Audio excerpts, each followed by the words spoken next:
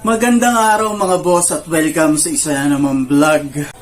Ikaw ba ay may Innova XE at nag-iisip na mag-upgrade o maglagay ng mga accessories? Halika, bigyan kita ng idea. Let's go!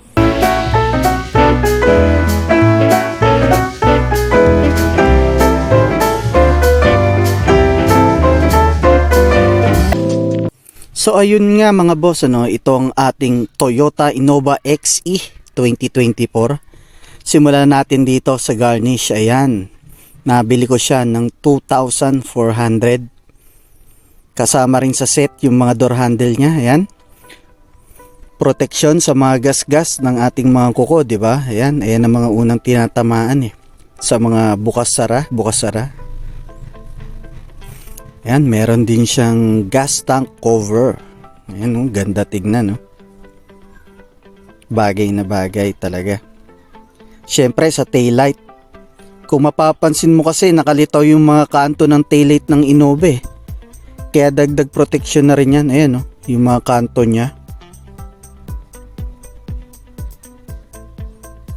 Yan naman yung sa kabila na door handle. Pangalawa, itong rain visor. Yan, slim lang siya kaya magandang tignan at matigas siya, hindi yung yung malambot. Siyempre pangatlo, itong slim fender flare. Ayan, nabili ko siya ng 4,800. Actually hindi naman dapat ako magpapalagay nito kaso nauto nila ako, kaya yan, napalagay na rin. Slim lang naman siya kaya hindi gaano masagwa tignan. Ayan, may reflector na din siya. Ayan, saktong sakto naman kapag nagpalagay ka ng mudguard. Ayan, importante na meron ka nito kasi iwas talsik yan sa likod. Ang hirap pa naman linisin yan.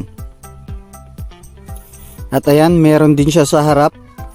Yung iba kasi hindi na nilalagyan ng mudguard sa harap, lalo kung maglalagay ka ng stepboard.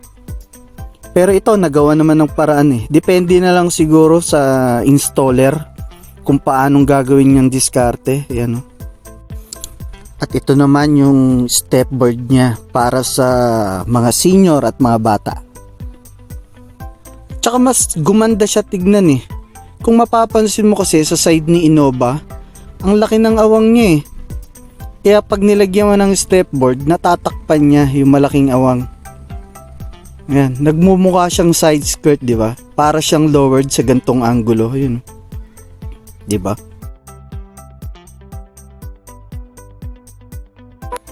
At ito naman, rear step seal. Ayan, importante din to. Iwas gas-gas lalo kapag magkakarga ka sa likod, di ba?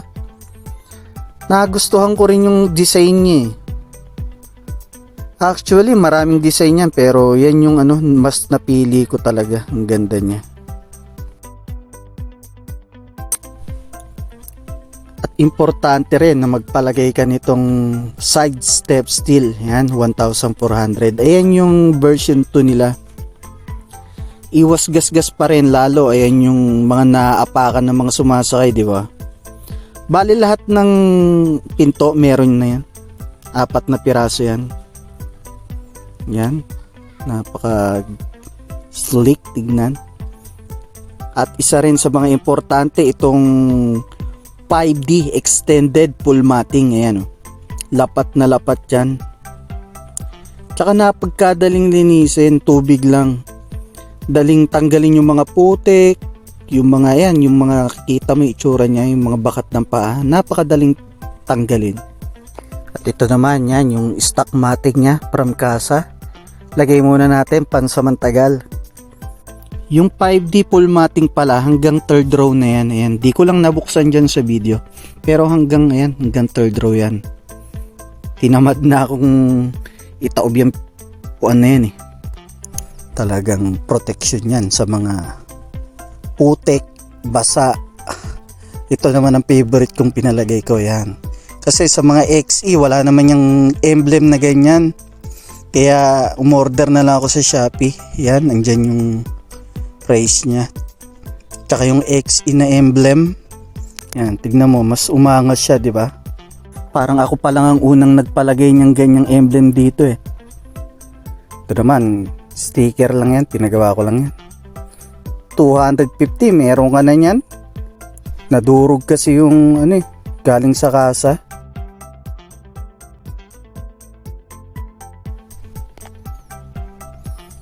Tapos itong mags natin, 16 inches na Rota Slipstream. 16 inches na rin yung binili ko kasi sayang naman yung stock na gulong. Bagong bago, di ba? Yan, 27,000. Mas gusto ko kasi na all black lang siya. Para sa akin ang angas niya tignan. Yan.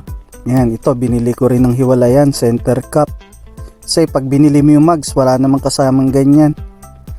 Lug nuts, bibilihin mo rin kasi hindi pwede yung stock natin na lug nut. Hindi magkakasya. Kaya bumili na rin ako. Yan, tignan mo yung tsura niya.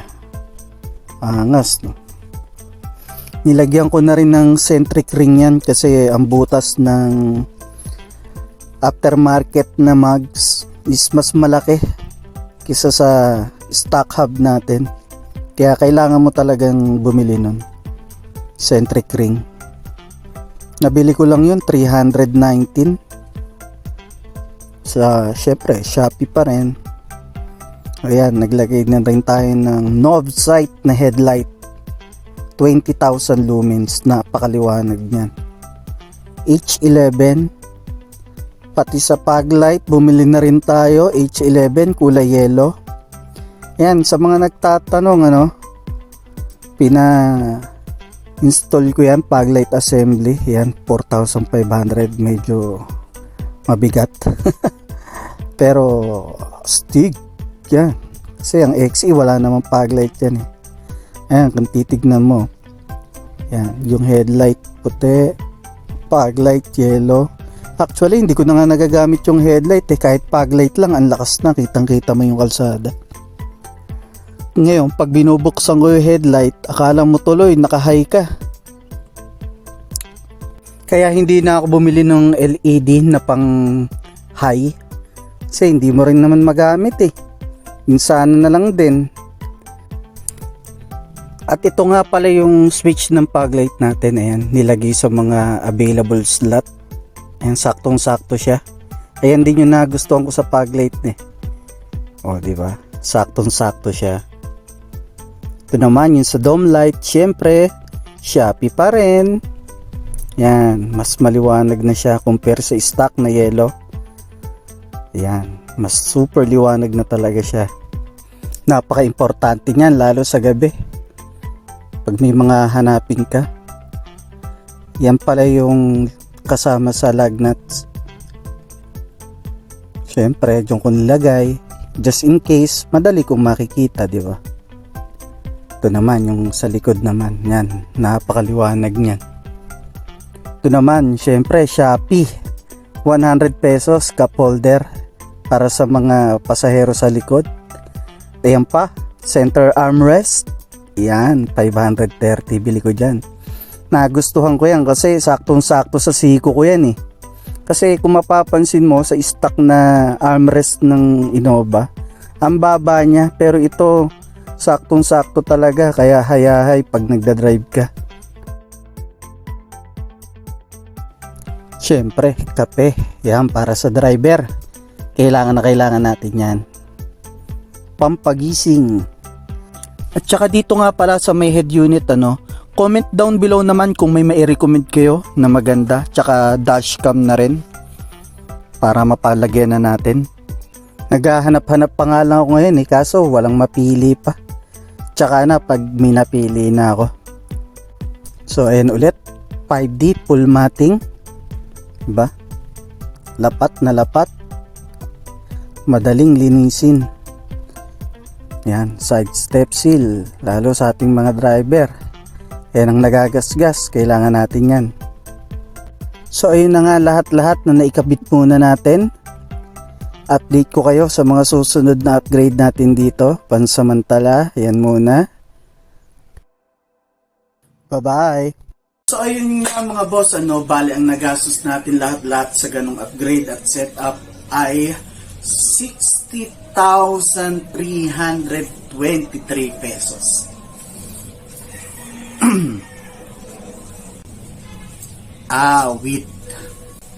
At sa mga nagtatanong kung saan shop ko ba sila nabili, kindly visit na lang sa mga FB page nila. Ayan. Kung nagustuhan mo naman ang video na to, don't forget to like and share. Click mo na rin ang subscribe button and notification bell para updated ka sa mga susunod nating vlog. See ya!